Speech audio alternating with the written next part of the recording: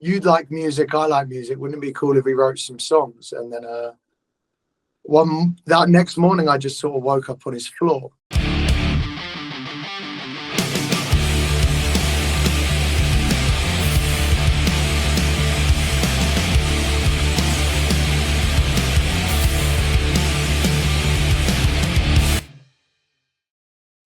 Hello, ladies and gentlemen, and episode to fuck.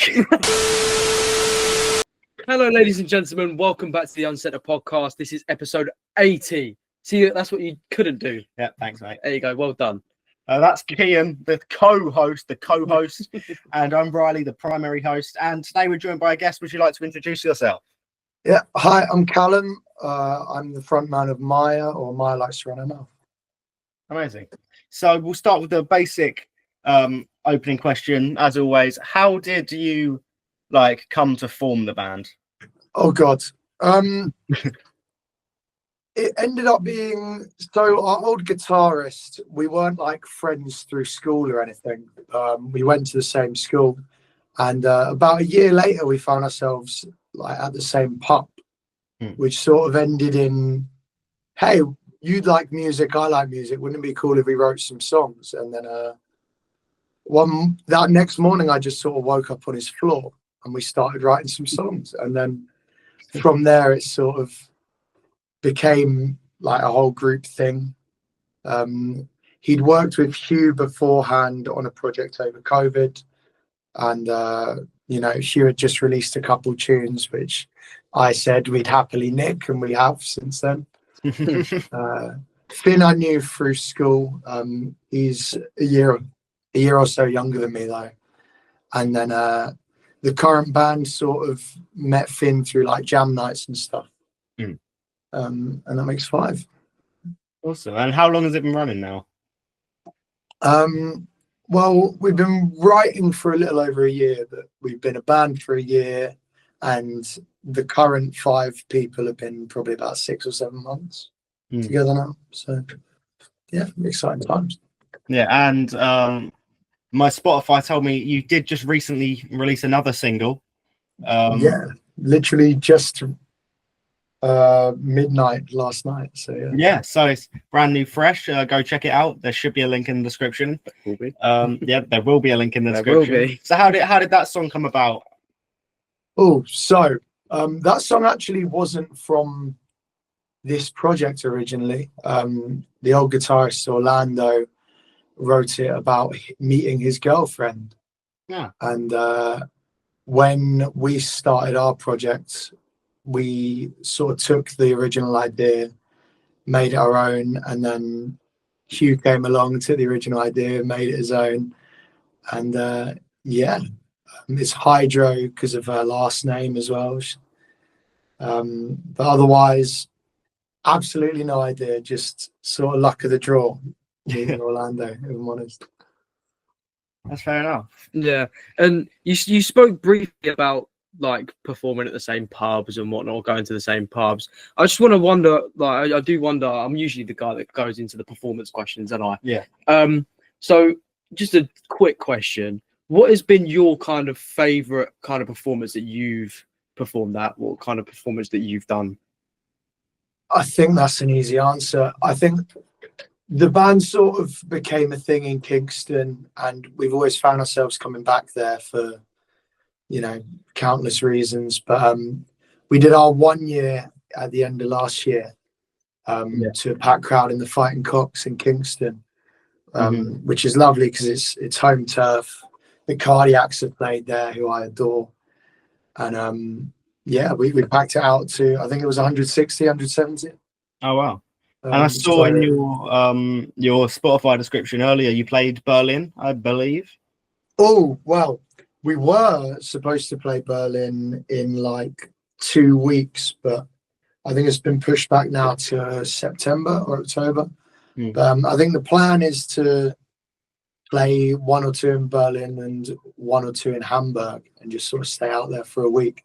But I'd say it's all sort of worked out now, because now we get to go around Oktoberfest. So yeah, happy days. Yeah, I assume that adds a bit of a benefit, especially when you're a band. You guys play your music, party, have fun, feel like Oktoberfest is kind of the pinnacle of that. Yeah. Oh yeah, mate, I'll go all out. I'll buy all the lederhosen and all of that. I'm proper up for that. So Is there good for content. was there a specific reason that you wanted to go to Hamburg, or just kind of how the cards played out? Well, we have a friend out there who's a promoter, and obviously that makes things just easier to do. But we sort of, to our own surprise, had a lot of interaction from Germany, especially sort of that area. When we released our first song. So we figured, like, we're running out of reasons to not just go and check it out. Like it's close enough that it's not going to cost all our money either. Like we've been asked to come to Brazil for bloody ages, and the numbers have said sort of similar. I was going to ask, like, are there any other like countries that you really would love to play specifically? Brazil sounds like just a laugh, and again, it's sort of where we've had a lot of traction on the numbers. Personally, Mexico would be lovely. I've never really left Europe, and I know that I've sort of looked around the idea of playing in Greece as well, which again, I just think would be awesome. Yeah, definitely. I've been to Greece quite a few times, and it's such a cool place. There's just so many cool things to see. And there's some great venues there. None that I can name off the top of my head though. But everyone just seems, from when I went, everyone seems up for anything. So, you know, I'll happily go over with a guitar and see what we can do. Yeah, I mean, there are loads of countries that are like very like welcoming when it comes to like foreign bands. Do you know what I mean? I feel like we're a country that love foreign bands anyway. But like to name a few, like I'd say like Spain and Italy in particular, like performing there would be quite amazing, because they have such an amazing kind of like, to music alone already, they have such an amazing feel for it. Like surely that would be a nice place to perform as well. You know? Oh yeah 100%. I mean, like I remember there used to be, I can't think what it was in like Madrid or Barcelona, and for like 2 or 3 years running in the summer they had Muse with the Strokes opening, or the other way around. And I saw it every year and was like, I need to go to this, and I've just never bothered to fork out the money. But you know, it's a shame. But that's what we're like though, isn't it? Yeah, especially like Muse. I grew up on Muse. Like it's very much my parents' like influences, but the Strokes are top 5 band ever for me. Like my love for the Strokes is like nuts, and I don't know if I'm at the stage now, like, will I see them live? Like what opportunity am I going to get now? And it's hard as well, because you know, ticket prices have no sort of cap, and they don't look like they're going to come down. It's ridiculous. It is. Yeah, it's something that, like, I think personally, like I've never been to a festival. Very, very little of the time do I go and see a band. I don't think I've seen a band since maybe even 2023. Oh, that's a lie, since last year. But it's just so much of me thinks like I could just do like 5 minutes research on my phone, go to a venue like next door to me for like a $5 and see a band that I'm going to have a great time watching. Yeah, exactly. Rather than all the faff of like traveling and staying in the arena for like 2 hours. Yeah, it's usually like the smaller bands in the smaller arenas that hit harder. Like when you go to see, obviously, like if you went to go see like a mega group like Metallica or something, obviously that's going to hit.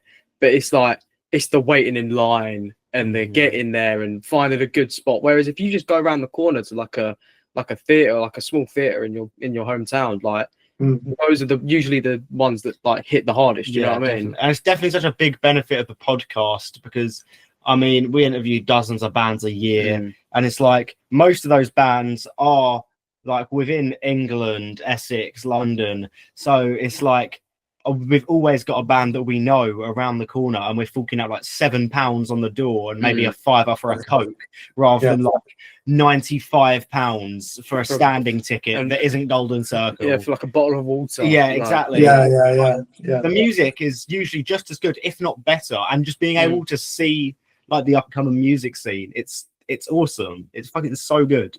And I think music and football are sort of both going the same way in terms of like, I think less and less people are seeing the ones that they're like sure of or know. I think you're seeing a lot more sort of non-league, and even if you want to call it non-league in music, it's sort of the same.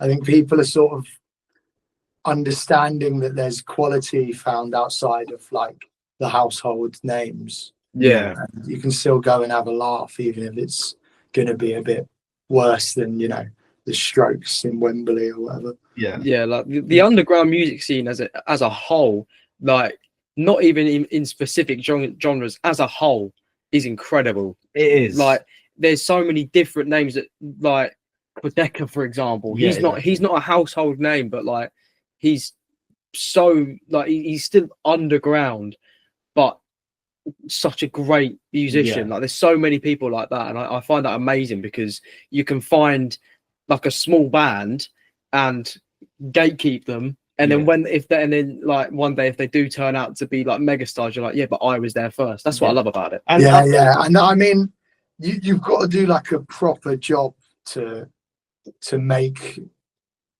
you know, the people interacting with your page or your fans, like to make them feel that, rather than like, oh, it's sort of a mate of a mate's band, or like, oh, I saw these guys. There's extra legwork, and I'm not quite sure what that legwork is yet. I think a lot of the journey's been finding that out. I think making it so that it's like, I saw these guys and I loved them, now I want to be the person that helps them sort of push on. I think a lot of it is as well in like the modern day we're in now. The underground scene, it's wired quite differently, because back then you'd just go to Camden and you'd go, all right, well, there is band X playing tonight, let's hear them. Whereas now, because one, it's so much more accessible to make music, but also two, it's so much easier to promote yourself now. So it's like, especially like through something like the podcast, I'm always finding a new band, like, oh, in 3 months they're playing, I guess I'll go down to see them. So it's like it feels more like a competition now, because it's not oh, I came down tonight and this band's playing, but tomorrow night it might be this. It's now like, okay, there are so many bands, I know 3 of them that are playing this weekend, I guess I'll go to X, Y, or Z kind of thing. I think the only trouble of it is sort of, I mean, this might just be sort of being around the London scene and sort of the pub scene. I think businesses are sort of struggling to stay open or make money at all, because I think not only the band but the actual business itself is probably finding itself at a net loss more and more often. But you know, you are right about the accessibility thing, 100%. Like having the ability to just go on your phone and, you know, work it out. And it's also way easier to sort of build that team around you that can sort of do the bits you're rubbish at, which is always good for me. I'm not that good at most things that this requires, but you know, working through it. And like that is the thing with how accessible it is now. It's like you don't even need to be able to do everything, because like back then it's like you make a track, no one's gonna mix it. Okay, cool, I'm fucked. Now it's like, all right, I've got this track. Oh my god, I can't mix this. All right. It's like, not even that. I'm going to email Keeaun. Hey man, I'm going to send you the BandLab link. Can you fix this up? Yeah, exactly. That's done. Exactly. It's like we're now at a stage where, because I'm a music student, and so I've done a lot of stuff lately on like record labels and stuff. And it's like a big way they earn their money is basically scamming the artists, because going, here's a deposit. Here's what you need to record some stuff. all right, awesome, release an album. Okay, now we're going to take that all back from you. But now it's like, you look at David, 30 million monthly listeners, like touring like Eventum Apollo all over like the world right now. He made his hit single with like 2 billion streams in his cupboard on BandLab on an iPad. You don't need the same vicinities that you once did. Like back in the day, like to get anywhere, you'd need like a manager, a record label, whereas now, and like a distributor. But now, all you got to do is pay what, £25 a month, and you can put your £25 a year on DistroKid, and you can put your music anywhere. And it's all down to you, and I love that about music at the moment. It's amazing. I think the only sort of worry about it is sort of, where does that stop? You know, like the market, at least the online market, has sort of become so saturated now that there's almost the counterbalance where you're sort of past that peak where you could do all of that, and now it's like, you know, you're even competing with like AI artists now are owned by distributors, which is like, you know, where's the line drawn? It's definitely a blessing and a curse, but I think in most things, the job of our generation now is like working out how to use that stuff to our advantage. So it's not like there wasn't, you know, things in the way back then either. It's different things. 100%. And just quickly moving back onto just a quick question, and like I'm just pretty curious, what does your writing process look like for you guys in the band? What kind of aspects do you bring in? Who does what kind of thing? I think we sort of have a general rule of, if you disagree, try and do extra. So we generally, someone will come with an idea, and before it's sort of really thought about, you have to come up with like the basic whole song, right? And then, you know, that's then past, someone else will listen to it and they'll go, oh, I think this. If they think that, then, you know, they sort of get the freedom of writing their own element, their own instrument. And there's sort of freedoms to write your own instrument, but obviously there's still the basic structure. And then like if you don't both agree on something, a lot of how the band started was like, I like this, I don't, so I'm going to write all of the song from this point. And then from there you go, okay, you know what, fine, but I don't like this bit, I'm going to write the rest of the song from this point. And then you sort of quality control each other until you sort of agree that there's some level of sacrifice to what your idea was. But I think it generally gives us sort of this mixed sound where, you know, it's quite hard to say, oh, you guys sound like this, because each song you can sort of hear clearly someone has a more influence on it than this, or this element, this instrument sounds like it's from this band, or this is from this band. And I think that's sort of the goal. So we've never really tried to fix that, and it's never blown up on us. So and I think that specific kind of rule is really good, because then you're not doing the same thing over and over again. There's always going to be that unique kind of element within the band, you know. And you know, like, if you're going to build a project with people, you should trust them creatively. 100%. And you know, I think the bulk of the songwriting is done by Hugh, or, you know, bits or pieces towards the beginning were mostly me or Hugh or Orlando when we had him. But you know, me and Hugh aren't the best at our instruments. I can barely play guitar. I've been banned within the band from playing it on stage. So you know, like we've gotten the people in that can do the job. Like, whether their opinion is necessarily right or wrong, they know their instrument. So, you know, I think having that level of trust and that level of, you can shout and argue and disagree as much as you want in the room, but as soon as you leave it, you're having a pint. That combination of sort of, you don't even have to trust or like agree outside of it. It's that creative sort of trust and sort of in syncness. And like you said, because you're all pulling from like each other, you can't really compare a song to like someone else because it's pulling from all your own separate influences. So for someone who maybe is attending your gig for the first time or has been getting into you, how would you like describe like what to expect from like your music then? Yeah, well, I'd say that we're definitely like a post-punk sort of sound generally. Yeah. We're all over the place in terms of what we actually like. I mean, Finn was like a jazz sort of musician in terms of like open mics. He's the one that can sort of hear a song and go and just play it. Yeah. Same with Alex, but he leans a bit more sort of like heavier, more sort of guitar centric. If you're seeing us, yeah, I'd say post-punk. Sort of generally song to song, you can get one that's sort of more indie banger, one that's more sort of like I am shouting at you.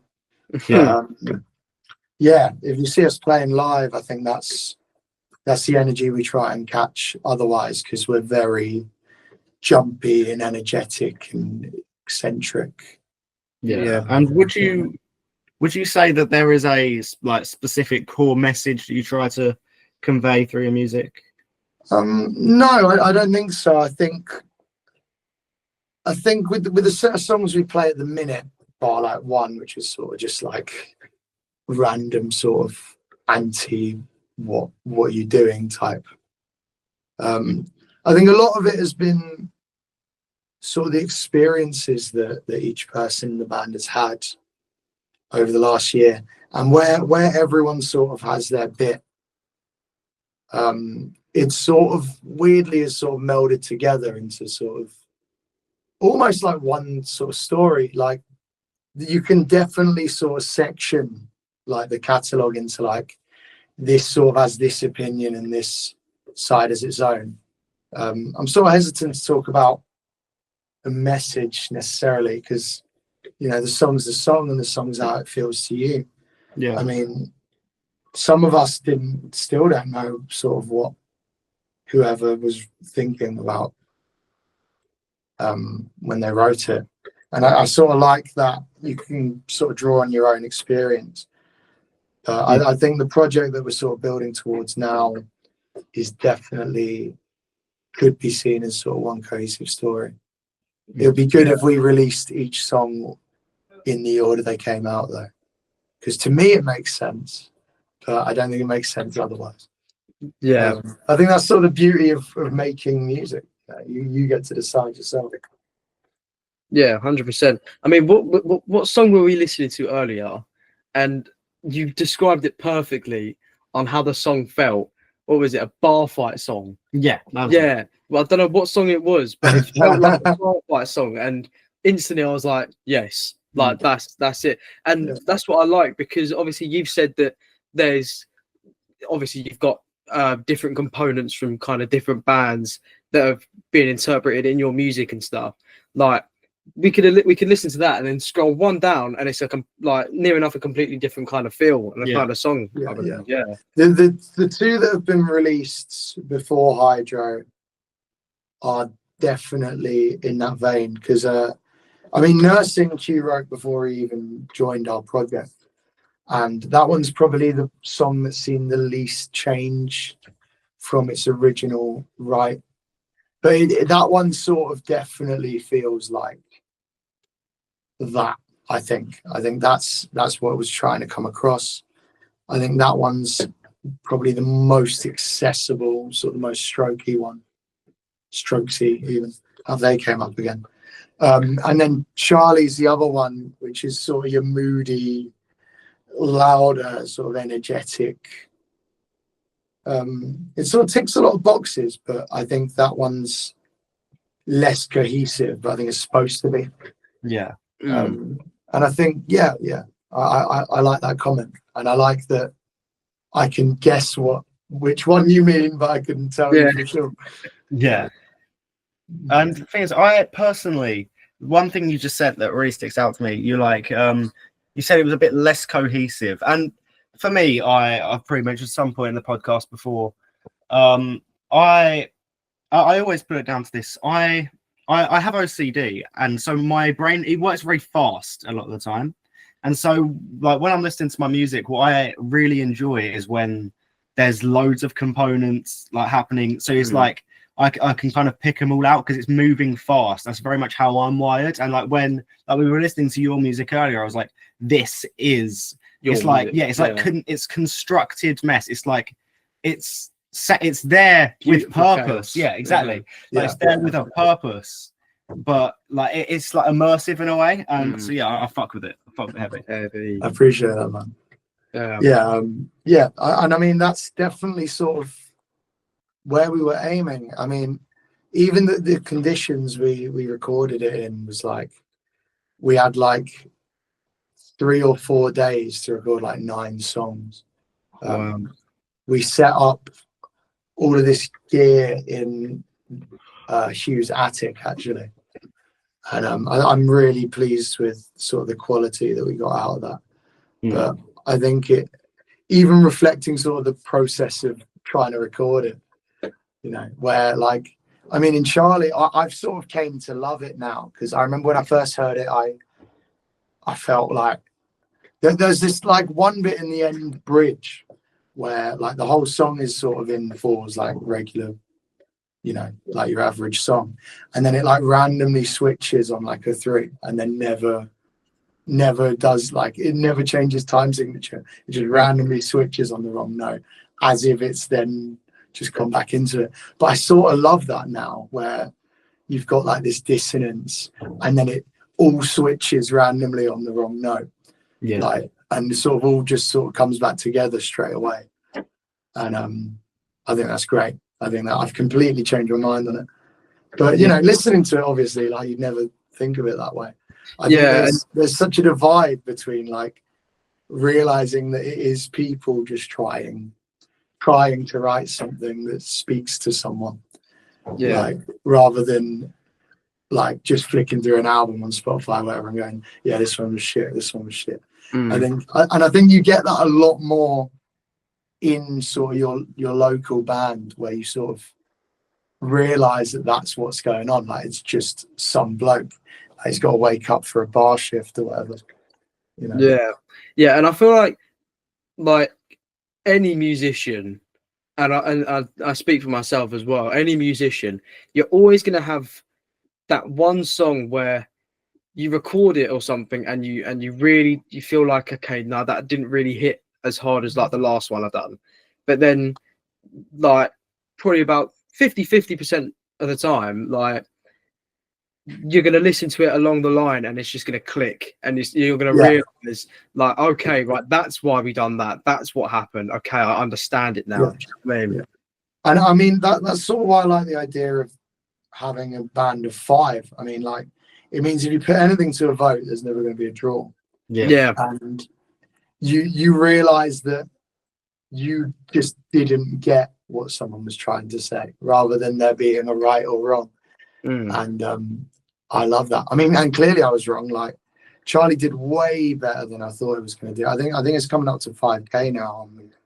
It came out in what, January? So that's good. That's really good. I mean, because the people who I usually record with, there's 3 of us, and 9 times out of 10, but there's every single session there's some form of disagreement between us 3. So we genuinely have a rule book. We have a rule book, and one of the rules is every disagreement must be put to democracy. You have to have a vote, because otherwise, realistically, you're not going to really get anywhere if you're just, but that's my opinion. Yeah, but your opinion don't matter. This is my opinion. Do you know what I mean? Like, you need to kind of find that common ground where you can compromise. Do you know what I mean? Like, you need to compromise when you're in a band. Otherwise, nothing's going to get done, really. Yeah. And I mean, you can't really have that leave the room unless you're then going to really persuade someone. And again, that's why I like the idea of, okay, well, I think I'm right, so I'm going to add more and then record that, and then I can show them rather than, because sometimes you just don't hear it like playing in a room or like explaining it.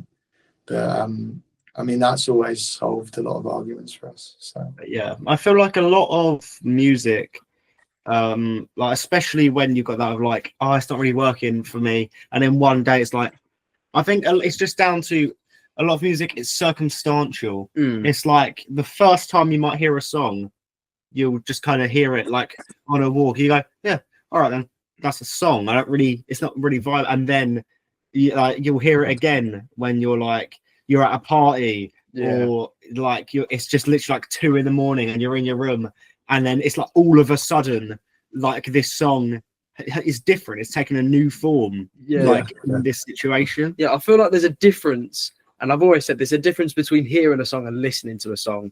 When you hear a song, you're not going to really grasp the song as a whole. You're not going to really understand it. But when you listen to a song, that's when it changes, especially if it's like a well-written, well-instrumental song. Like, it's going to change your entire kind of outlook on that song from the first time when you heard it. Like, I feel like as musicians, you've got to kind of have that feeling in your music where, okay, someone's actually going to listen to this rather than hear it. Do you know what I mean? Especially like, I think there's even like a difference between trying to listen to a song where you're sort of in like your critical mindset of like, okay, well, this bit did this and this and this, whatever. Like, rather than, because sometimes like there's just a feeling or just a vibe, and like, you're allowed to like it, like even if it's not as like interesting as you want it to be when you're like trying to do it in sort of a critical way. And I think that, again, that's why live music will always win out, because you can feel that energy around you, and you know, feel it as some sweaty 6'4" bloke like elbows you in the face. So, because you're not gonna understand, or you're not gonna really grasp the feeling of a song when you're just sat by yourself. I mean, majority of the time you might, but when you're just sat by yourself in your room just playing PlayStation, whatever, you're 9 times out of 10 you're gonna understand that song and feel that song more and want to listen to that song when you hear it live. It's like with all the energy and the band giving it the beans. You know what I mean? Like, realistically, like the amount of shows I've been to, I wouldn't have even thought twice when hearing them on my playlist. But hearing them live, I'm like, oh, okay, that song hits. I'm gonna listen to that properly now. And I think obviously it's so like subjective whether you like music as well. Like, someone could have just randomly gone to like a concert and loved it, regardless of whether you think the tune sounded good out of your phone. I mean, I've never understood why people like MGK, but I know a lot of people that do. So clearly there's something to somebody. He's said something right, you know. Because I feel like you could probably, there's someone who will say that about any but personally, I'm not the world's biggest MGK fan. There are a few songs that will occasionally come on and go, you know what, I kind of get that one. But I feel like there's everyone in the world who, no matter how big or small the artist is, will go, yeah, not for me. But I also feel like that's okay. Like, music would be so boring if everyone just went, okay, I really like this, because then no one's going to be trying to think outside the box or make a new mold, because it's just okay, well, if everyone likes anything anyway, why try to like appeal to what I really want to do, or try to appeal to the audience I already have if I know what I'm going to do is just going to fall into the same like grey as everything else. No one's going to be innovative. Like, you need creativity and uniqueness in, is that a word? Uniqueness? Probably. Uniqueness in music. Otherwise, like you said, everything's just going to be plain and it's just going to be bread and butter all day long. And you don't want that. You want like, people thrive on something different, something new majority of the time. Like, I feel and the job is to sort of have a movement, you know, like, I mean, like, historically, like, you've got your Teddy Boys and your Mods and your Rockers, and then even like now, like bloody Brat Summer. I've never listened to any of it, but like, clearly something good has happened, and you can just tell it and feel it, and you know, that's sort of what's encouraged to be done. again, going back to sort of the social media thing, you've got that freedom to sort of find out what that brand looks like yourself, like, you know, down to like, where are you filming this promotion for, like, whatever you're doing, what are you wearing, like all of that, like down to that. Starting a movement, and obviously so much has already happened. Like, we've had like fucking like 100-200 years of sort of modern music where you've had all these subgenres get born, but you know, again, it's just finding out how to. Yeah, definitely. Okay. Yeah, I agree entirely. And now we get to the controversial question, the question that really is a soul searcher, well and truly. We're hitting the big three hitters now. Yeah. The staples of the Uncensored podcast. Now, Keeaun, it's funny. Earlier you mentioned bread and butter. I did. You did mention bread and butter. Yes. And that's interesting, because my question to you: what is the best sandwich? I was so sure you were going to say, what's your meal deal? No, you know what? That actually was my original plan. How was it? Or episode 2, and I went, yeah. no, Jackmate does that, and he's kind of a weapon. So I mixed it up. Yeah, fair. Best sandwich, cool. Depends what mood I'm in. Because I sort of believe sandwiches as pizzas, it's just as much meat as you can stick, like, in your meal for me. I don't know, it sort of depends how I'm feeling. Depends where I'm buying it. Depends if I'm making it, actually. Yeah.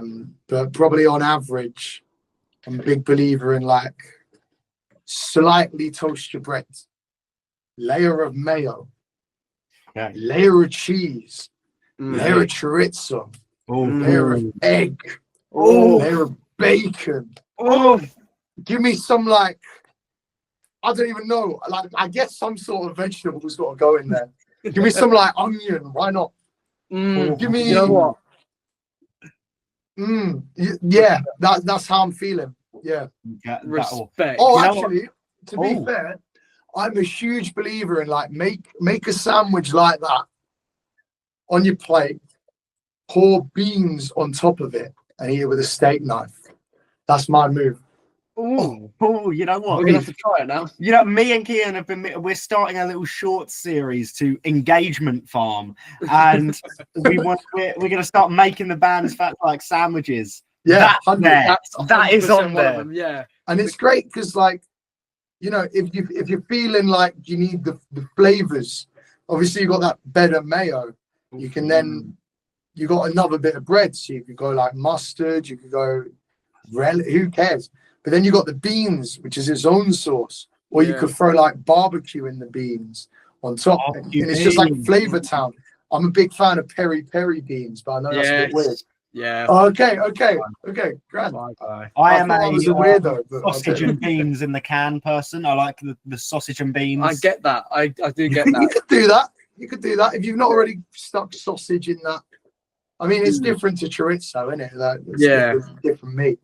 I bloody love some chorizo, though. Honestly, yeah. No, it's the best. That's probably the most banging sandwich I've heard on the Uncensored podcast. I'll be honest. Thanks, man. You need a leaderboard. We might have to do a leaderboard. Oh my god, that should be an episode. That should be an episode. Tier rank every sandwich. Yep. Yeah, mate. You know what? I'm happy to come back. We'll make him find every single sandwich. Mate, I'll come back and tier list with you. I'm more than happy for that. You know there what? You go. You're in. When we decide, when we decide in the nearest future to rank every sandwich, we need someone to collect all the sandwiches. But then once we've done that, which is about a weekend job, we'll let you know, and we will all 80 sandwiches. So we've got Cooking with Revenant, and tier list the sandwiches with Via. I love that. Incredible. It's multimedia. Look at this. There you go. Exactly. That's what we're moving to. That's what we need exactly. To move to. We're starting the multiverse of Uncensored now. Yeah, that is top 3 for me. However, the Francesinha probably takes it number 1. Oh, talk me through it. Okay, hang on. I need to remember what am I losing to? Is what I got on that. Is this the one that I was on? I think so. Is this the one with I think I know. It's like Exactly. Is it the one with? Hang on. I'll Yes, just it explain. is. It is. It's the one with what's their names? Right. Okay. Francesinha is a Portuguese sandwich made with a layer of toasted bread and assorted hot meats such as roast, steak, cured ham, linguina, and chipolata. The paste is melted by ladling of a near boiling tomato and beer sauce called molho de Francesinha, and there's also an egg on it usually. Yeah, that's awesome. It's probably one of the banging sandwiches. I've never had it, and he said it, and I was like, "Good lord, yeah, I need to try that." That's gonna put you back a couple pennies, though, surely, to find that. Oh, surely. Oh yeah, it's like a rainforest cafe kind of sandwich. This entire like whole idea of making the sandwiches, we're not going to be able to do anything for like a month. Like, so by the ingredients alone, that amount of bread, what 80 episodes amount of bread. Francesinha, 6-month gym membership. Yeah, yeah, honestly. Oh, it does feel like that though. Yeah, exactly. Money's hard to come by. Oh, if you're an employer, stop complaining that teenagers are unemployed when you won't fucking hire us. Yeah, exactly. Please. We're ordering enough bread for another staff worker at Warburton's or whatever. Surely. Just steal the bread. Yeah. Just steal the bread. You know what? If there's any sandwich restaurants hiring, honestly, we are the guys. We are the guys. Yeah, anyway, you've got your own menu and everything. Exactly. I can name you 70 different sandwiches. 80 now, or no, 70. 79. Because episode 1 didn't have one. There you go. Well, yeah, but solo episodes also didn't. That is very true. That is very true. Anyways, right. You have to ring them back and ask. Let's move to the second of the big three. This is my personal one. Back onto kind of the music subject before we go to the big one. Where do you see yourself and your band within the next 5 years in terms of like growth and what you want to be doing? Bloody hell. I have absolutely, well, you know, obviously we talk through, you know, that kind of thing, because you can't do a project and not know where everyone expects they're going to end up.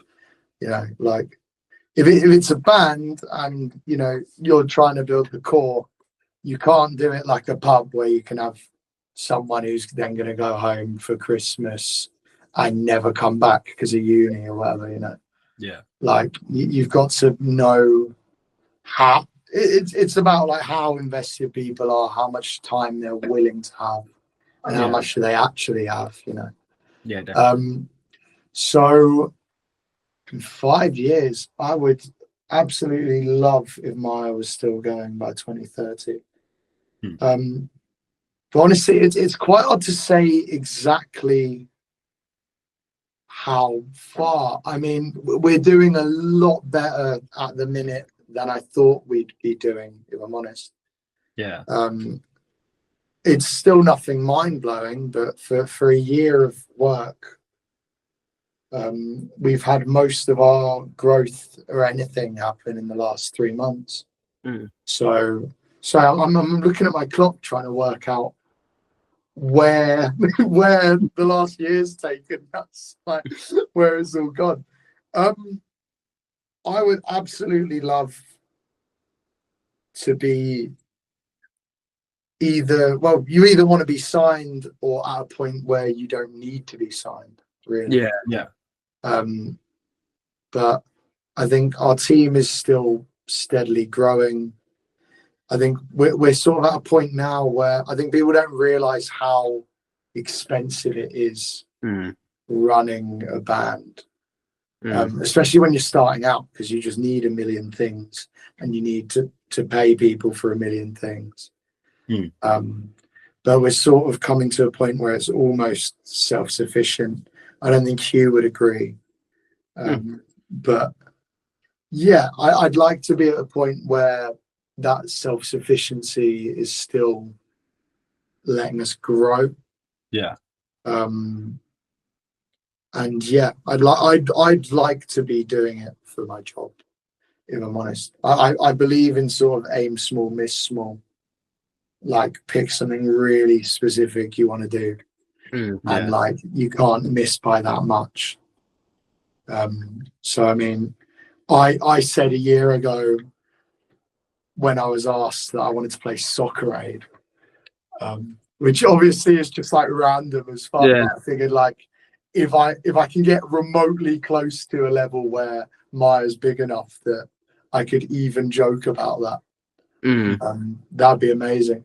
But so much of it is just like one person has to like see you do one thing, or like one song has to do like one big number, or you know, it's so much of it is sort of luck and how you make that luck for yourself. And I think so far we're doing all right, but I'm not going to jinx anything.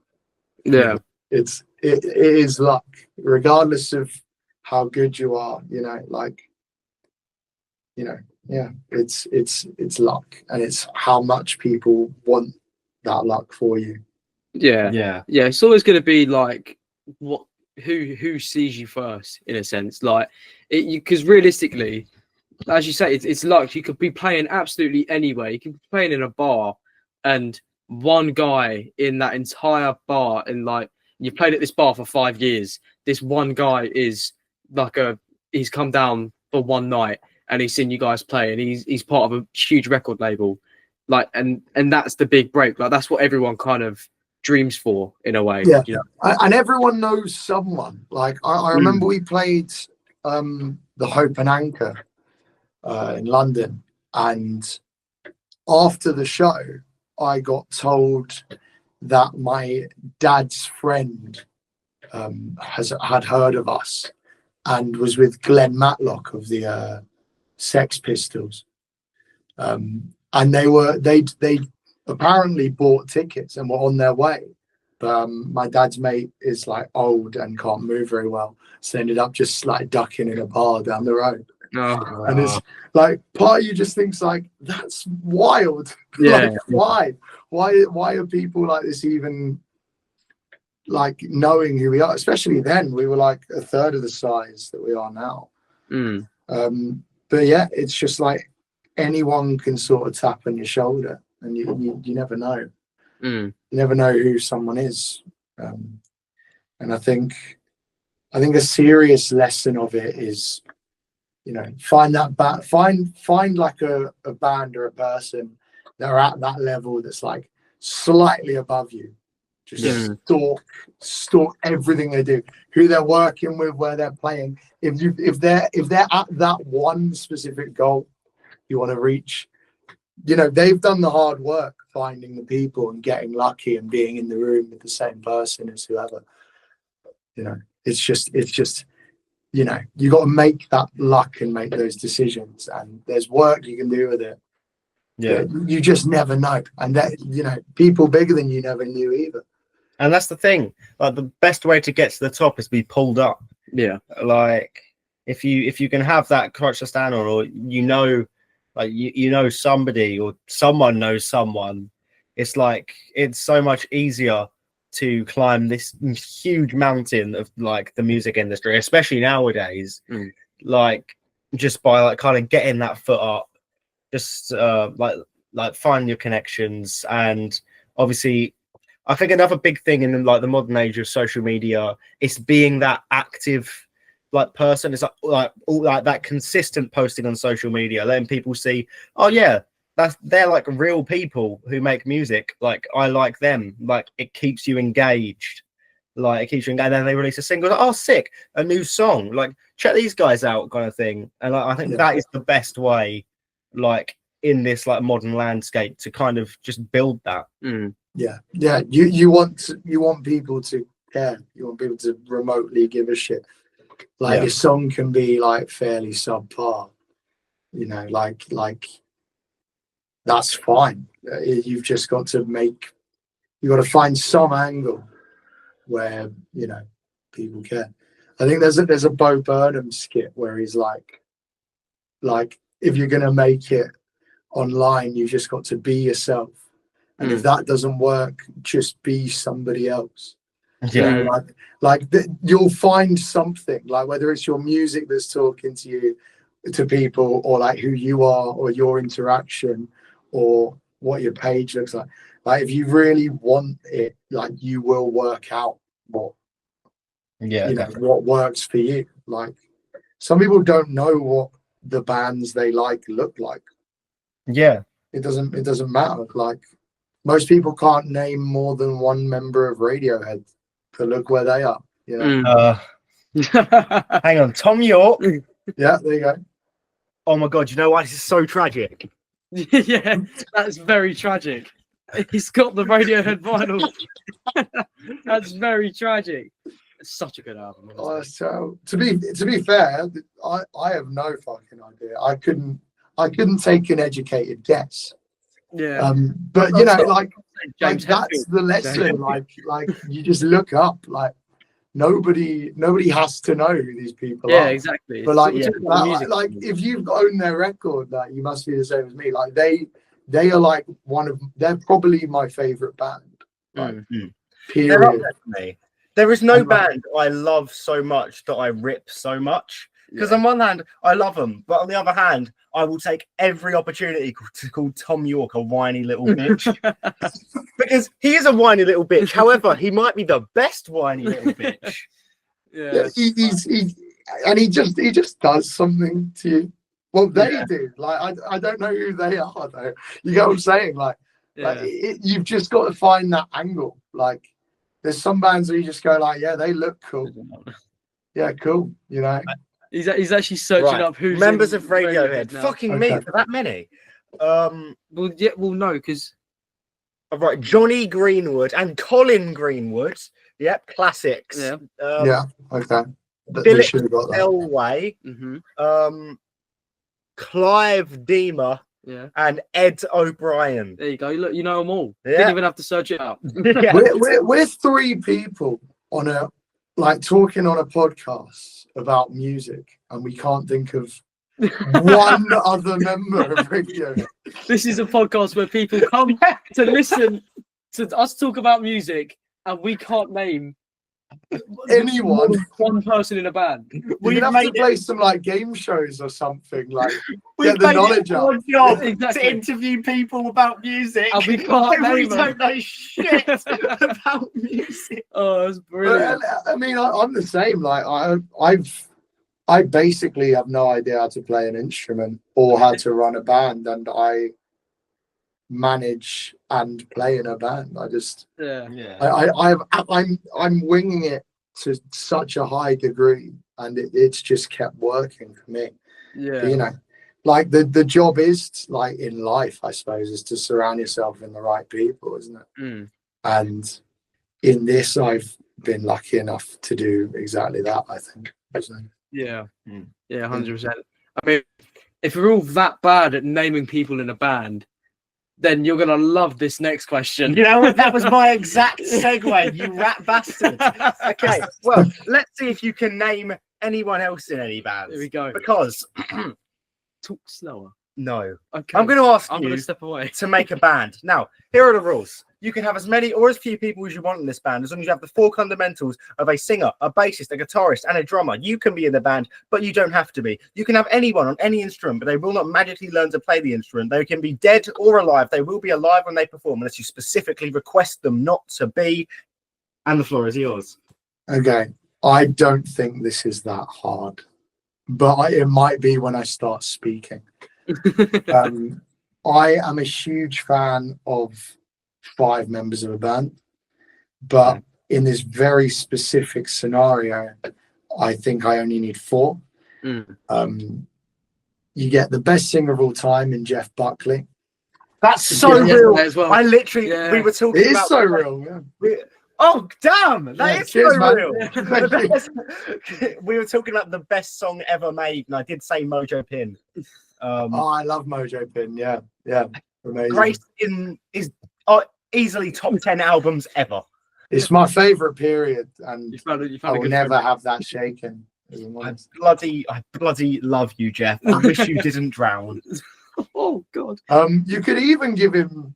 I'm giving him a guitar. I don't need a better guitarist than Jeff Buckley either, because I mean he started his whole career as a guitarist for other bands because he wanted to be a guitar god. He only became a singer because like the singer of the band had moved on, and then he started his Gods and Monsters project.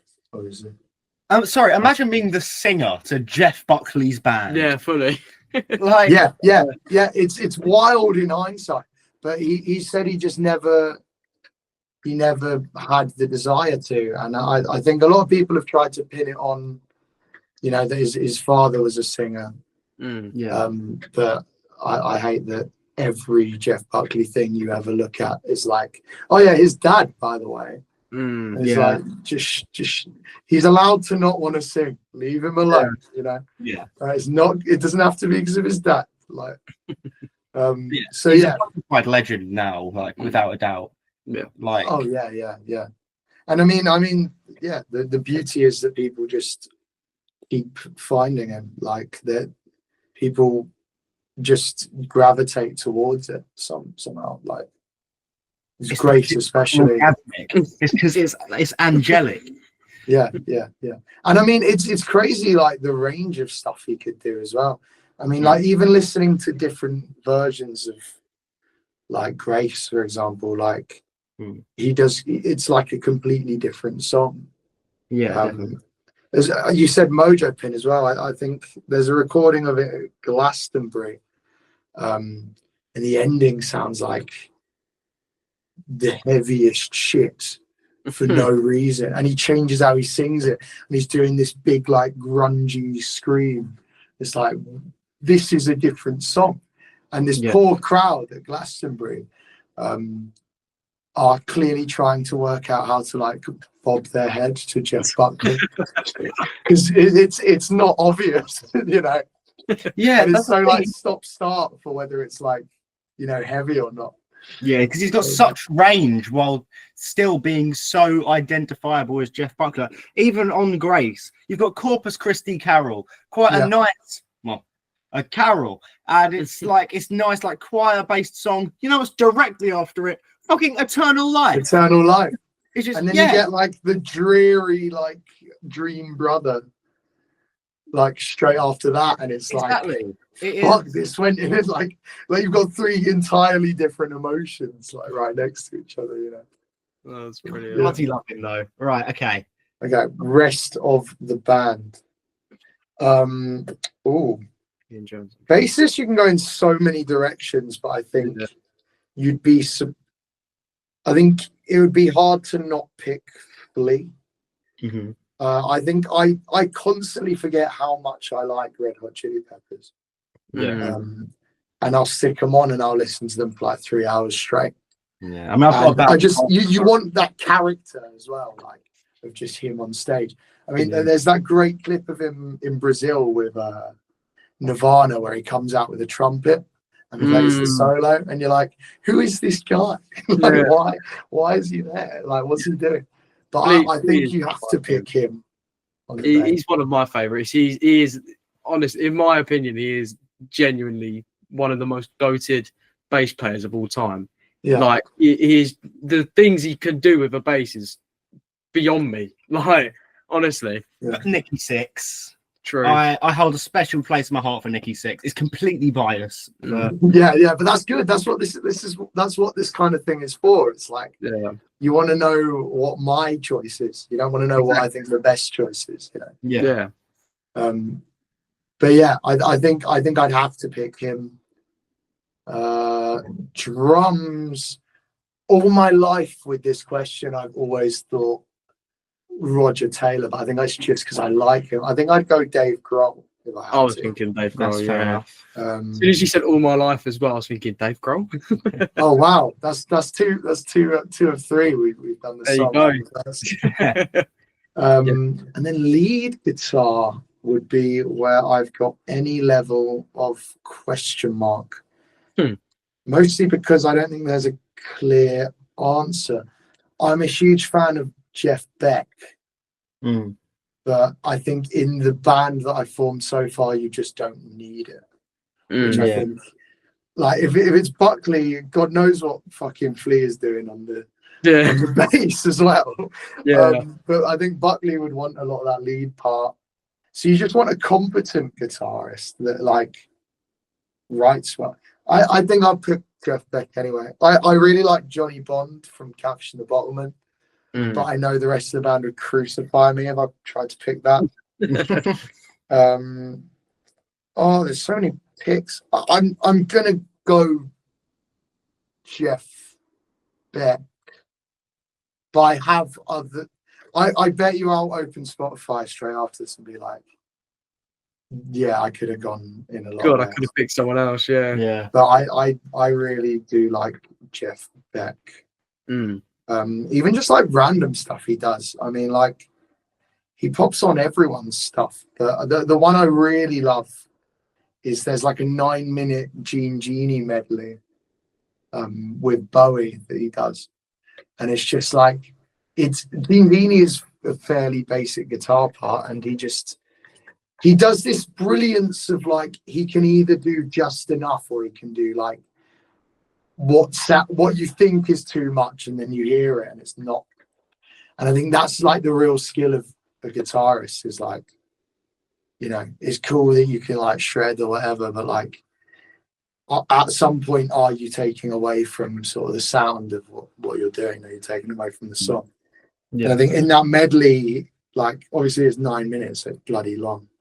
But you get both bits. Like, he does exactly as much as he needs to, and then towards the end he starts sort of flexing, but you don't feel like the song is losing anything. You think he's done exactly what's right, but he's done it in 2 layers. Prince, I think Prince is such an underrated guitarist. Yeah, definitely. I'd love him. But again, this band is like, I have no idea what they'd sound like. I don't know what's happening. That's another we should probably do. But that's what I'd like, because you get like weird energy live, and then really interesting songwriting, I think. Yeah. So let's go for that final answer.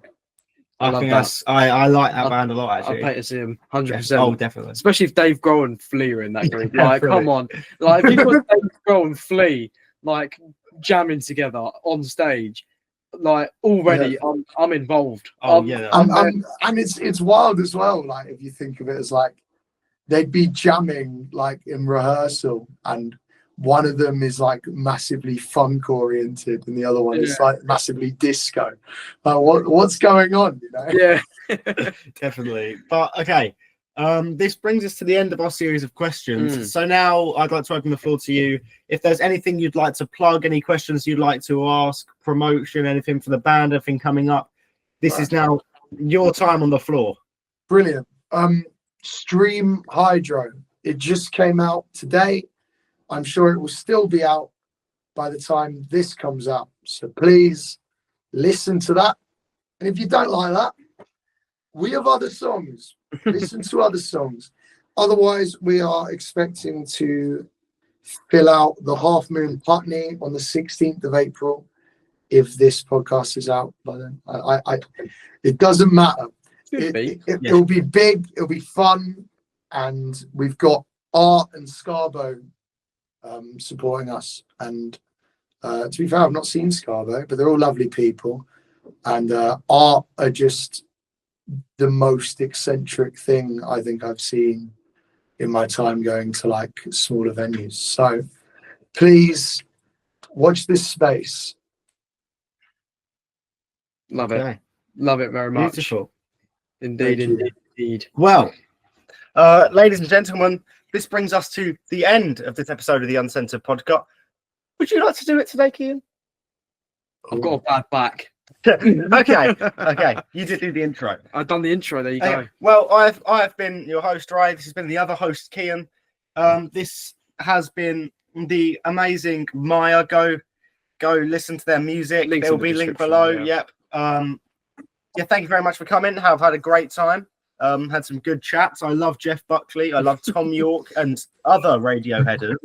Yeah, allegedly. Do you remember them actually? Run it back. Do you remember their names? He's just turned the tab off as well. He's just taken the tab off with all the names. So Well, I go remember- subscribe. I remember. Do a subscribe to the Uncensored podcast. Yeah, like the video. If here's a challenge for you, comment as many Radiohead members as you can remember. Not allowed to search it up. Yeah, you can't No. search it up. And we can follow- tell. We can tell if you search Exactly. it up. Exactly. Follow both Maya and Uncensored on Instagram. Follow Keeaun. He'll probably release music soon. Very soon. Yep. Follow me as well because we just made our fucking album cover We for did. my debut single, We did. which is going to be out in the next few months. So please look at that and also like my other posts because I have some good You outfits. do. Very much. Okay. Well, thank you very much for listening, everybody. We'll see you next week when we're joined by Anthill, probably. Ooh. Yeah, Okay, probably joined okay. by Anthill, as long as that doesn't change. So thank you very much for listening, everyone. Have a good evening. And Uncensored out. yeah, that's